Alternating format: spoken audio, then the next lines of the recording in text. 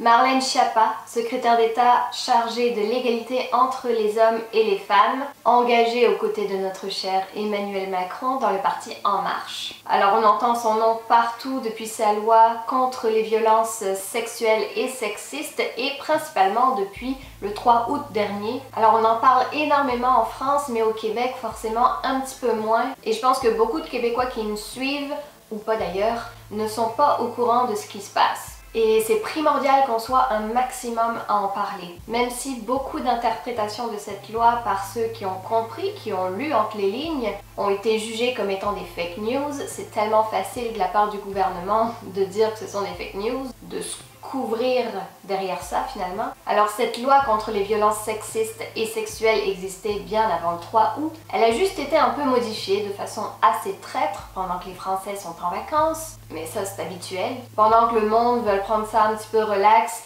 et s'éloigner peut-être de l'actualité. Alors je pense que cette loi n'est pas mauvaise dans son entièreté, mais il y a des points qui ne passent pas et beaucoup d'associations de protection de l'enfance et de gens s'insurgent contre certains points en particulier. Donc avant, dans la loi, il était déjà interdit pour une personne de 18 ans et plus d'avoir des relations sexuelles avec un mineur de moins de 15 ans. On reconnaissait qu'avant 15 ans, peu importe la situation, il n'y avait pas de consentement sexuel possible et la relation sexuelle était automatiquement considérée comme étant un viol.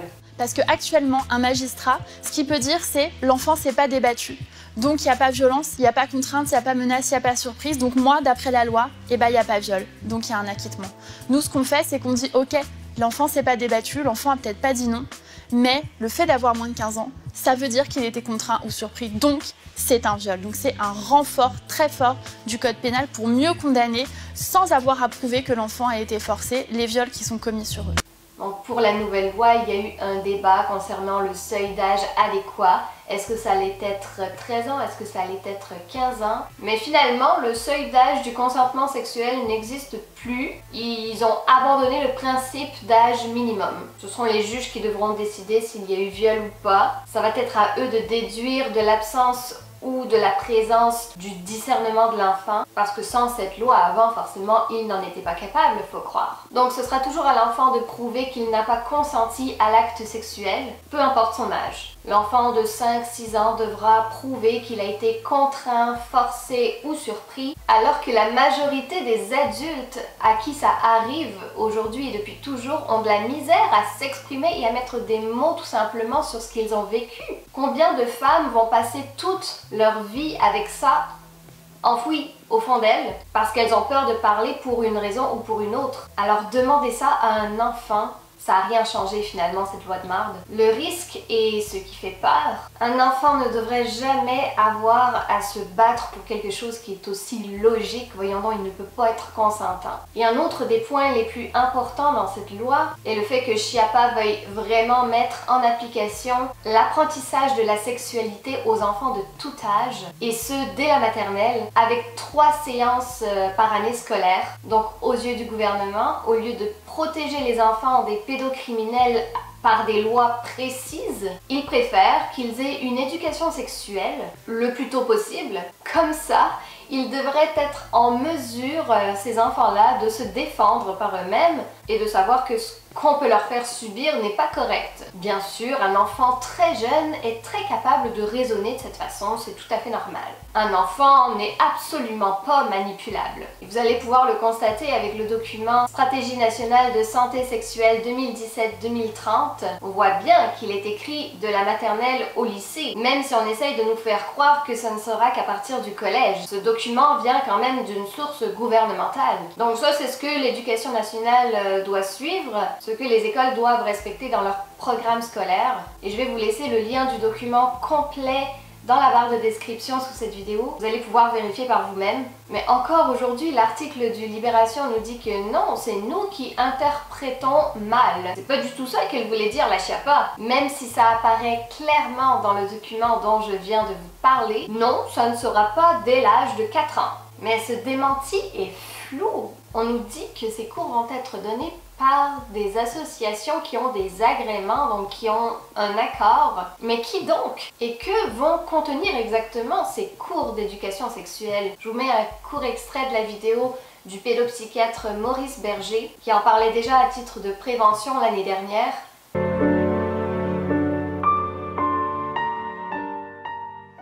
Je suis médecin, j'ai été chef de service en pédopsychiatrie pendant 35 ans, professeur associé de psychologie de l'enfant, et je parle aujourd'hui au nom d'un groupe de professionnels de l'enfance, lanceurs d'alerte, très inquiets de ce qui attend les enfants et les adolescents si nous ne nous mobilisons pas. Savez-vous que sur le site On s'exprime, sous tutelle du ministère de la Santé, destiné aux mineurs à partir de la classe de 5e, donc âgés de 12 ans, on décrit 6 positions de pénétration vaginale, dessins ludiques à l'appui, et comment se pratique la sodomie. On explique pourquoi les acteurs de films pornographiques éjaculent hors du vagin de leur partenaire, et on propose aux mineurs de raconter leurs premières relations sexuelles. Savez-vous que dans certaines classes, on fait étudier aux adolescents et adolescentes des textes où des scènes de fellation sont longuement détaillées, sans prendre en compte que cela peut occasionner. Mais la deuxième partie, elle, met gravement en danger le développement affectif des enfants. Cette éducation à la sexualité doit commencer entre 0 et 4 ans, et l'on doit expliquer aux enfants de cet âge ce qu'est la masturbation infantile précoce et leur proposer de jouer au docteur. Pour les 6-9 ans, on leur explique ce qu'est l'éjaculation. C'est déjà le cas dans certaines classes. Dans les standards européens de l'éducation à la sexualité, il est précisé qu'il faut donner ces explications à l'enfant avant qu'il soit en âge de poser des questions à ce propos. Vous vous demandez probablement si ce que je dis est vrai. J'ai eu la même réaction d'incrédulité quand mes collègues m'ont transmis ces informations. Et puis, je suis allé vérifier, et je peux vous assurer que tout ceci est exact. Il est précisé que ce sera fait avec tact. Or, je peux vous affirmer que ce n'est fréquemment pas le cas, et que nous recevons des témoignages d'enfants et d'adolescents qui expriment leur gêne ou leur dégoût face à cet enseignement collectif qu'ils qualifient de très intrusif. Ce programme présente plusieurs risques majeurs. Tout d'abord, il fait intrusion de manière traumatique dans le rythme de croissance affective des enfants. Par traumatique, je veux dire qu'un certain nombre d'entre eux vont mal après cet enseignement. Pourquoi ne pas attendre que les enfants posent des questions sur la sexualité au moment où ils en ressentent le besoin? Vous irez voir la vidéo au complet, pareil, elle va être dans la barre de description sous cette vidéo. Ça vaut vraiment la peine là. Donc, c'est ce qui était déjà mis en place avant le 3 août et que Chiapa veut vraiment mettre en pratique dès la rentrée prochaine. Je doute que les cours aient été modifiés depuis l'année dernière quand est sortie cette vidéo. J'aimerais vraiment ça, mais ça m'étonnerait. On peut-tu laisser les jeunes y aller à leur propre rythme avec la sexualité, s'il vous plaît, au lieu de les baigner là-dedans le plus tôt possible? Pourquoi? Pourquoi est-ce absolument nécessaire? Les parents aussi peuvent très bien s'en charger. Ils peuvent très bien leur parler des risques sans avoir à leur parler de fellation et de choses comme ça. Il est clair qu'un enfant si jeune ne devrait jamais être en contact avec toute forme de sexualité, même à l'école comme ça. À l'adolescence, oui, je suis entièrement pour de parler de prévention, des risques, etc. Oui, c'est très nécessaire. Mais avant l'adolescence, non. Surtout pas dès la maternelle. C'est quoi le but? Traumatiser l'enfant? Comme ça a été le cas il y a 4 ans dans une école maternelle de jouer les tours? Écoutez cet extrait. Et donc la maman a commencé son récit en expliquant à la directrice qu'elle s'était interrogée parce que son fils avait, depuis environ 1 semaine, un comportement très inhabituel. C'est que son enfant, qui était d'habitude enjoué, qui aimait aller à l'école, il y allait avec entrain, et bien tout à coup il était très réticent. Il ne voulait plus aller à l'école en disant que non, je ne veux pas aller à l'école, je n'aime pas la maîtresse, je ne veux pas y aller. Et la deuxième chose, c'est que l'enfant qui ne voulait plus se déshabiller pour aller au bain le soir. La maman n'arrivait plus à lui enlever ses vêtements, il était gêné, il ne voulait pas. Donc il a expliqué à sa maman, en racontant le récit et en appuyant son récit par des gestes. Et donc il a bien expliqué à la maman que la maîtresse avait baissé son pantalon, qu'il y avait également la présence d'une autre petite fille à qui on avait également baissé le pantalon. La maîtresse a demandé à la petite fille de toucher ses parties génitales et au petit garçon de toucher les parties génitales de la petite fille et ensuite de se faire des bisous. Le petit garçon a été très perturbé par tout ça, à tel point que dans les jours suivants, il y avait un carnaval. la maman a porté le déguisement de son fils à l'école. L'enfant ne s'est même pas déguisé parce qu'il a refusé que la maîtresse lui enfile son déguisement. Et donc la directrice a rétorqué à cela que la maîtresse est irréprochable, qu'elle ne pouvait pas avoir de tels agissements, que c'était absolument impossible. Je vais vous dire exactement ce qu'elle a dit. Ce qu'on raconte de la maîtresse est faux. Il n'y a aucun doute là-dessus. Le risque et ce qui fait peur est qu'après un rapport sexuel entre un enfant et un adulte, on pourra très bien dire que donc l'enfant était tout à fait prévenu. Ben oui, il a reçu des cours d'éducation sexuelle à l'école, il sait très bien ce que c'est. Donc s'il a été violé, pourquoi est-ce qu'il n'a pas réagi? Pourquoi est-ce qu'il n'a pas démontré indéniablement qu'il n'était pas consentant? Il n'y aura plus d'excuses d'innocence. Même si un adulte, une femme de 40 ans a de la misère à en parler, un enfant, lui, devra pouvoir le faire parce qu'il a reçu des cours d'éducation sexuelle. Il est évident que si cette loi protège davantage les pédophiles que les victimes, le gouvernement ne va pas dire « oui, vous avez raison de penser ça ».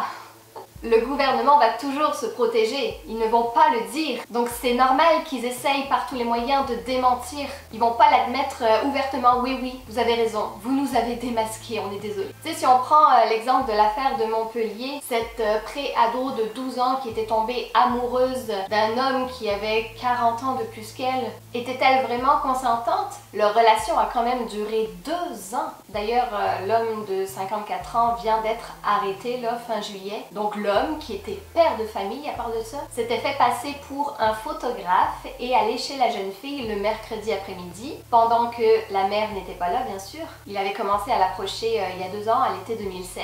Il a fait le beau devant elle, elle est tombée en amour. Quand on parle de sentiments réciproques, on est d'accord pour dire que tout ça est de la pure et dure manipulation de la part de cette ordure. Or, pour qu'un viol soit reconnu, il faut que la petite puisse prouver qu'elle a été contrainte, forcée ou surprise. Ce qui, bien sûr, dans son cas, n'était pas le cas. La petite, là, à l'heure actuelle, elle doit être choquée que l'homme qu'elle aime doit être en prison. Il est clair que c'est pas elle qui serait allée se jeter sur lui comme un coup de foudre la première fois qu'elle l'aurait vu. Non, c'est parce qu'il l'a manipulée. Il lui a fait croire qu'elle pouvait être consentante. Alors j'ai très peu d'espoir que les Français finissent par se réveiller. C'est tellement plus facile de faire comme si de rien n'était, comme ça tu peux tranquille continuer à regarder ton sport, ton foot de merde, tu peux tranquille continuer à regarder tes séries préférées le soir à la télé, sans avoir aucune scrupule. Mais à quel point il est facile de faire passer des lois aux Français pendant qu'ils sont encore sur leur high de « oh, on a gagné la Coupe du Monde », ça c'est tellement important, la Coupe du Monde a été gagnée. Fait que pendant ce temps-là, on peut faire passer n'importe quelle loi, de toute façon ça a toujours été comme ça. On peut se rassembler par milliers, par quasiment millions pour un putain de sport, mais alors pour nos propres enfants, pour l'avenir, ça, il n'y a plus personne quoi. Mais bon, on va chialer une fois qu'on va être descendu de notre nuage, puis ça va être trop tard. Je vais arrêter là cette vidéo. Bye tout le monde.